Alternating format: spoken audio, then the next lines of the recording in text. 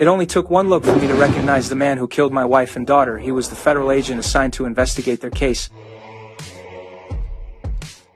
This agent had been working my family's home invasion murder for a while now. He spent a long time processing the scene, but couldn't find any unaccounted for fingerprints, and the surveillance cameras hadn't captured anyone suspicious. The case went cold, but I'd just come home from service and I knew this was no random crime. Because before my wife and daughter were murdered, a fellow SEAL who'd just gotten out was found dead in his home, self-inflicted gunshot wound. The official conclusion was that he couldn't handle his PTSD and took his own life. Same story. No extra fingerprints at the scene, no second person on camera, so it was ruled not a homicide. The agent who handled that case was the same man I now suspected, and that wasn't my only reason for suspecting him. The day after I got out, I went to the Naval Hospital for a head MRI because of severe headaches and tinnitus. The moment the scan finished and the machine slid me out, two killers were standing right there. One ordered me to move slowly. The other wore gloves and had a gun pointed at my head. They didn't want to leave prints. They wanted my death to look like a suicide too, but they were dealing with a former SEAL team leader. The second I found an opening, I used every combat technique I'd ever learned to overwhelm them. During the fight, I made a point of memorizing one killer's eyes, slashed his right arm with a knife, broke free with an elbow strike, and grabbed their gun. I put 4 rounds into the other one. The last one through his skull. Then I chased outside, checked the chamber, and prepared for whatever came next. That's when I noticed the gun in my hand was the same one my buddy had supposedly used to kill himself. Just the night before, I'd locked it in my safe as a way to honor him. Now it was here. That meant the killers had been to my house before coming to the hospital. My wife and daughter were likely already in danger.